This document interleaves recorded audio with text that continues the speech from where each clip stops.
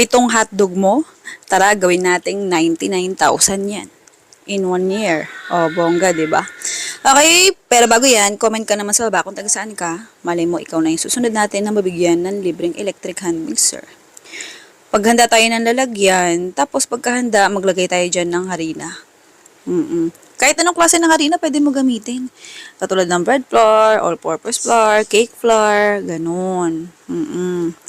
Tapos lagay tayo ng baking powder, pangpaalsa. Kung walang baking powder, baking soda pwede. Tapos lagay tayo ng suka. Maganda yan. O, nakakatulong magpaalsa ang suka. Tsaka yung shelf life mas napapatagal. 4 na pirasong itlog yung ginamit ko. Kahit anong size pwede. Ayan, instant na tubig ang ginamit ko. Condensed milk ang ginagamit ko. Bakit? Tingin ko lang kasi, bukod sa mas maganda yung texture, mas fluffy, hindi ka na maglalagay ng tubig. Tapos, hindi ka na maglalagay ng asukal. Yun nga lang, mas mahal. Pero, mas masarap. Naglagay ako dito ng, mantika. Pero, optional lang yan. Kung hindi mo naman i-deep fry, kung lulutuin mo siya ng, walang mantika. Yan, wag ka na ano ba?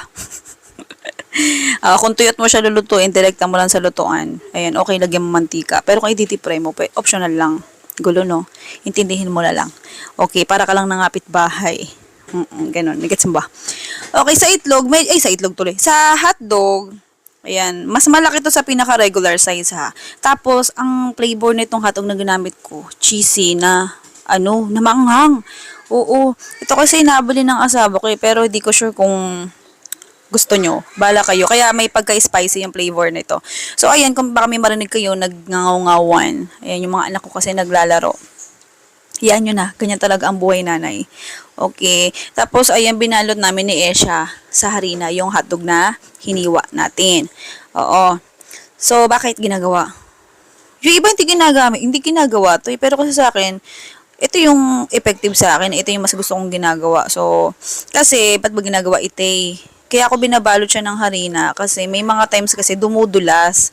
Oo, yung butter sa hotdog pagka na-deep fry.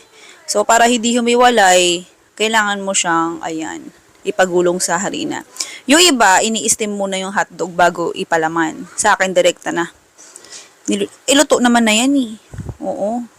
Maluluto pa rin naman kahit konti yan pagka, alam mo na, pag niluto. Pero bahala ka kung anong process ang gusto mo sa'yo. Basta yung recipe na lang ang tignan mo dito sa atin, ha. Yung itong kutsara na ginamit ko dito, na pang scoop, kung mapansin nyo, diba, sinuso ko muna doon sa mantika. Para, ayan, pag niluto natin, pag nag-scoop tayo, ayun, nadudulas lang siya sa kutsara. Silicone yan yung ginamit ko. Silicone utensils, silicone na kutsara. Tapos, ayan, silicone na tong din.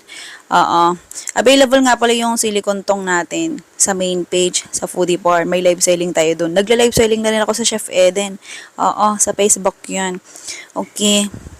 Okay. Kung gusto nyo umorder, PM nyo na lang ako. Pero kung ayaw nyo sa akin umorder, sige, lagay ko na lang yung link sa baba kung saan mabibili ibang tong na ginamit ko. Okay. Tapos, ito naman sa container. So, syempre, dahil ako ay nag-share sa inyo ng idea na pang tinda, so, nagbibigay na rin ako ng idea sa inyo kung anong mga container ang pwede nyong gamitin na mas attractive. Hindi mo napapansin, nagma-marketing strategy ka na. Dyan. Kasama sa marketing strategy ang container o lalagyan ng pagkain mo na ititinda. Kasi syempre, pag presentable yung paglalagyan mo ng pagkain, bukod sa masarap yung luto mo, mas nakakaago pansin kung maganda rin yung lalagyan. Di ba?